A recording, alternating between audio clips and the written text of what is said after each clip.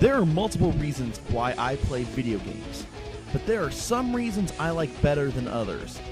So, this is the first time there are no rules for this countdown. Now please keep in mind, this is a pretty personal list that may be different from other people. This is just what I enjoy most about video games. So, here comes Crow of Murder 15's Top 10 Things I Like in Video Games.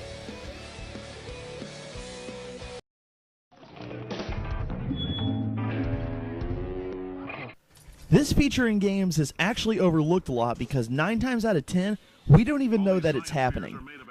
Sure, we see the little symbol pop up and we're like, okay, cool, and just keep playing. Now, some games like Pokemon don't have autosave, and I can understand that because it can be frustrating if the game tried to autosave after you KO'd a legendary Pokemon when you were trying to capture it and you weren't able to after that. But have you ever played a game, got really far into it, and forgot to save? You end up more pissed than the angry German kid.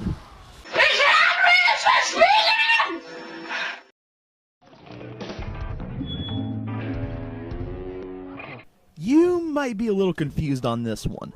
When I say interactiveness, I mean the game gives you options of where the game goes next, or how your character develops.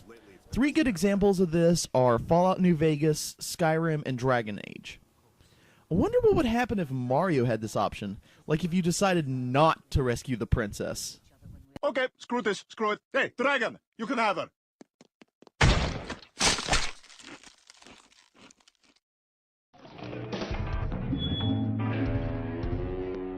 Where I'm an old school gamer, I love the arcade or 8-bit style gaming. I mean, look at Mega Man 9 and 10. They went from 32-bit graphics back in Mega Man 8 back to 8-bit graphics for Mega Man 9 and 10, and people loved it. Well, I did anyway. Xbox Live Marketplace and PlayStation Network even re-released a good bit of arcade games to buy, like X-Men and The Simpsons arcade game. It's like having your own arcade. Excellent!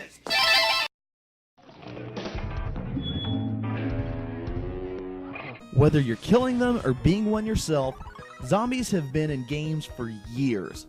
Of course, there's the zombie-based games like Left 4 Dead, Resident Evil, and Dead Rising, but I even like it when games include them out of the clear blue, like Call of Duty and Scott Pilgrim vs. the World.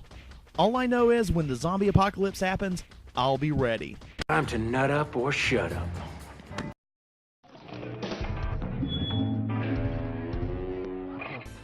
This next one is a tie. Now, leveling up first became popular in RPG games like Final Fantasy, which by leveling up you gained new abilities. But a lot of games back then that weren't RPGs only had one or the other, either leveling up or just new abilities. Nowadays, even if the game isn't an RPG-based style game, they have both. Borderlands is one of my favorite games that illustrates this. Not to mention, it has one of the best intros in gaming history.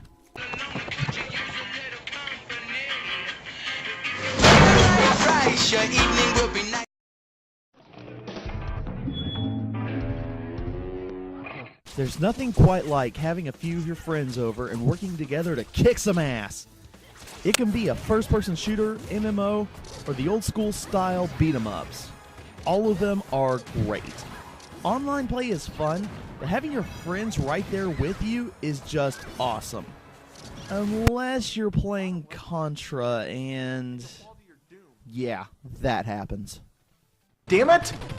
What the hell, man? Cut it out! Shut your pie hole, slowpoke.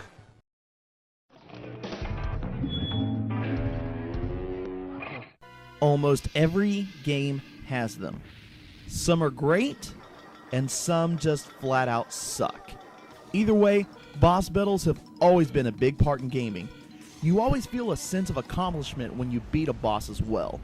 Final bosses are their own level of awesomeness as well. Well, sometime.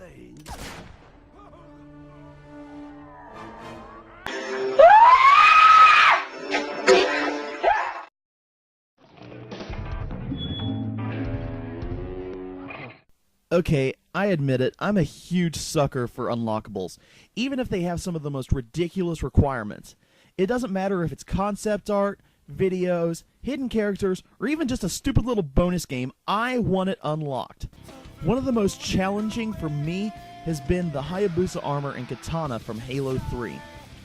And there are way easier ones though, like you just beat the game and you unlock something. But those are pretty cool too. And since I don't have a joke, here's Sheldon from Big Bang Theory. Bazinga!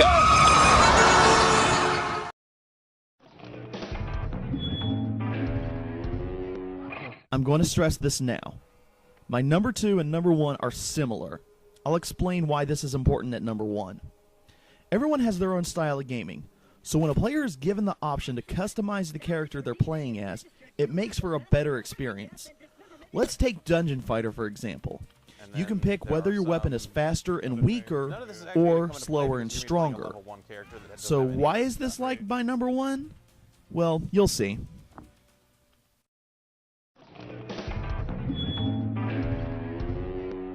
Let's be honest. What gamer hasn't dreamt about being in a video game? Now, here's the big difference in customization and creating a character. Customizing is when you're just changing stuff in an already established character that was developed for the game. Creating a character involves giving them a name, backstory if you want, customizing their physical looks, clothing-wise and physically, customizing their moveset, and making their story through the game. Even though sometimes your story is already established in the game, it's still your character that's playing the part. It can range from the Tony Hawk Pro Skater games to seeing yourself fighting Nightmare in Soul Calibur. And that's why creating a character is my number 1 thing I like in video games. I'm Crow of Murder 15, and my favorite create a character mode is Soul Calibur 5.